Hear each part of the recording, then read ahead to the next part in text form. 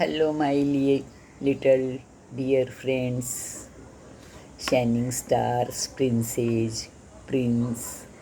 आप जानते हो, कभी कभी हमारे मन में बहुत असंतोष जागता है। बहुत हम अनसेटिस्फाई हो जाते हैं। हम देखते हैं सामने सो एंड सो कितना सक्सेस हो रहा है, कितना ऊपर जा रहा है। हम भी तो सारे दिन काम करते हैं, लेकिन हम उसकी जगह पे क्यों नहीं पहुंचते। तो मैं आपको एक छोटी सी घटना बताती हूँ, छोटा सा इंसिडेंट बताती हूँ। आप सोचो उस पर कि काम तो सभी करते हैं, पर कोई पूरे दिन काम करने के बाद भी कहाँ उस हाइट पे नहीं पहुंच पाता, और कोई पहुंच जाता है। उसमें क्या डिफरेंस है। आपको अपनी बुद्धि का कितना प्रयोग करना चाहिए, कहाँ आपका पावर काम करता है, कहाँ आपकी शक्ति काम करती है और कहाँ आपकी बुद्धि काम करती है।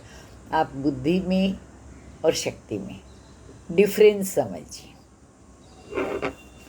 एक बहुत बड़ी कंपनी थी, बहुत अच्छा उसका काम था।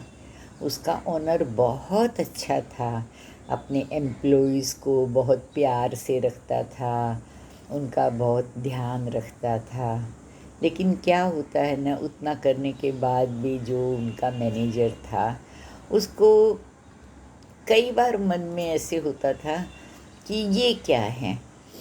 मालिक तो आते हैं, 11 बजे आते हैं, बस फ़ोन पे लग जाते हैं, अपने एसी केबिन में बैठते हैं, सबसे हंस हंस के अपने दोस्तों से बात करते हैं, फ़ोन पे लगे रहते हैं, चाय कॉफ़ी आती रहती है, मीटिंग होती रहती है, और शाम को अपना सबको हाय बाय करके चले जाते हैं, अपनी फैमिली लाइफ भी एंजॉय करते हैं। और हम तो आके 9 बजे यहाँ से पूरा ऑफिस खुलवाते हैं, सबको अटेंड करते हैं, सारे दिन हाय हाय। मालिक चले जाते हैं, फिर भी हमारा तो 2 घंटा 3 घंटा हमारा तो काम ही ख़त्म नहीं होता। तो ये तो जस्टिस नहीं है, गलत बात है। हम तो उनसे ज़्यादा काम करते हैं, पर हम उनकी जगह क्यों नहीं, हम क्यों यहाँ पे हैं।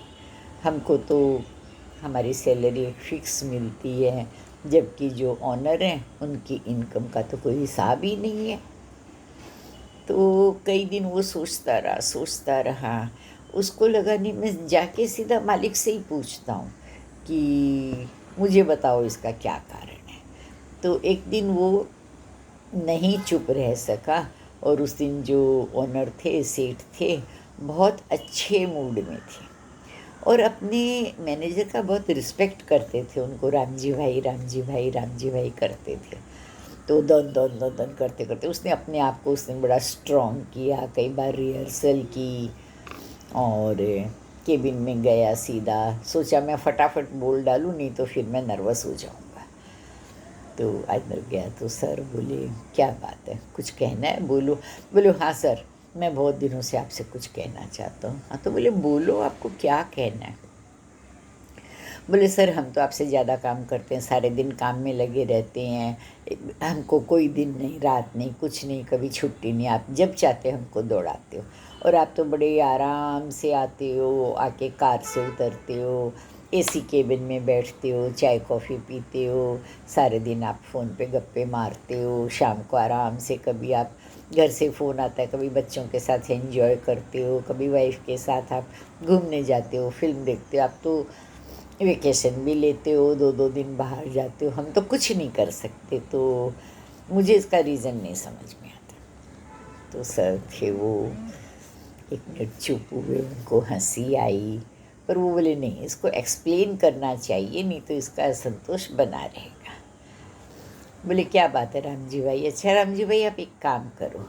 उन्होंने जो सामने टेबल थी, टेबल के ऊपर अपना हाथ रखा, अपना पाम रखा उल्टा करके, और बोले राम जी भाई, आप इस पे ज़ोर से एक थप्पड़ मारो।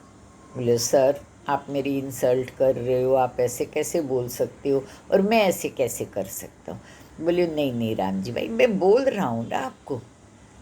तो मन में तो गुस्सा भरा हुआ था ही, और ज़ोर से उसने अपने राइट हैंड से खींच के एक थप्पड़ मारना चाहा। जैसे उनका हाथ नीचे आया, सर ने अपना हाथ हटा लिया। हाथ हटा लिया तो ज़ोर से उसका थप्पड़ कहाँ पड़ा? टेबल पे।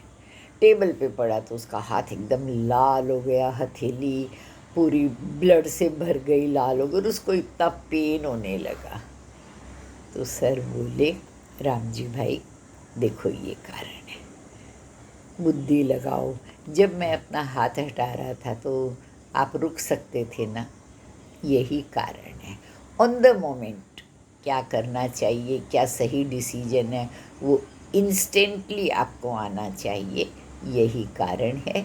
मैं यहाँ हूँ, आप वहाँ हो। अब क्या बोले राम जी भाई, बाहर तो आ गए लेकिन भीतर ही भीतर तो पता नहीं क्यों उनको संतोष नहीं हो रहा था। तो होता है ना, जब आदमी अपने ऊपर वाले से पार नहीं पाता है, उस पर जोर नहीं चलता है, तो जो उससे कमज़ोर होता है उस पर अपना गुस्सा उतारता है, कुछ इस तरह की सी हरकतें करता है।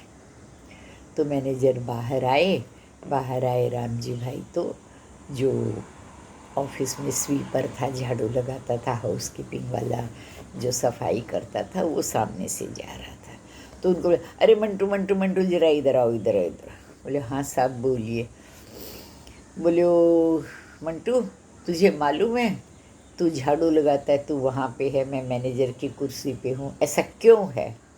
बोले नहीं साहब, मैं क्या बताऊँ मैं क्यों हूँ, मेरी तो जगह यही है। बोले नहीं नहीं, इधर आओ, इधर आओ, मैं तुमको एक्सप्लेन करता हूँ, मैं तुमको और डिटेल में बताता हूँ कि तुम क्यों झाड़ू लगाते हो और मैं क्यों मैनेजर की कुर्सी पे बैठा हूँ। इतने में सर अपने केबिन से कोई काम से आए, उन्होंने देखा क्या उनके डायलॉग चल रहे हैं, तो वो साइड में खड़े होके छुप के देखने लगे। तो राम जी भाई ने इधर उधर देखा, सामने कोई टेबल वेबल कुछ थी नहीं, तो उन्होंने क्या किया, अपना राइट हैंड अपने गाल पे रखा और बोला मंटू मंटू, जोर से इस पर एक थप्पड़ लगा। तो मंटू बोला साहब क्यों सुबह सुबह जोक मार रहे हो, क्यों मजाक कर रहे हो? बोले नहीं नहीं, मैं ऑर्डर दे रहा हूँ ना, दिस इज़ माई ऑर्डर, और जो मैं बोलता हूँ वो करो। राम जी भाई देखा कि उसने तो ऑर्डर दे दिया। मंटू बेचारा सोचा चलो ठीक, आज पता नहीं इनका क्यों दिमाग घूम रहा है, क्या आ रहा है। तो उसने ज़ोर से गाल पे थप्पड़ लगाया। तो जैसे थप्पड़ लगाया तो राम जी भाई ने तो अपने सर की नकल करके अपना हाथ हटा लिया। हाथ हटा लिया तो वो थप्पड़ पड़ा ज़ोर से गाल पे। अब मंटू का तो कुछ नहीं बिगड़ा, लेकिन राम जी भाई का तो पूरा गाल लाल हो गया, पूरा इंडिया का मैप गाल पे उभर आया। पीछे से सर आए, सर हंसे, बोले देखो राम जी भाई, इसीलिए आप यहाँ हो, मैं यहाँ। तो उनको बहुत शेम लगा, शर्मिंदगी हुई। Please sir.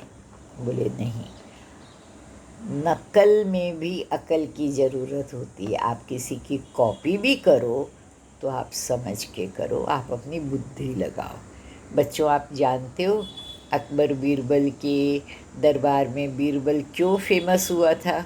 अपनी बुद्धि के कारण। तेनालीराम क्यों इतना फेमस हुआ? ओनली एंड ओनली अपनी बुद्धि के कारण। शकुंतला देवी का मैथ्स कितना ग्रेट था? माइंड के पावर के कारण।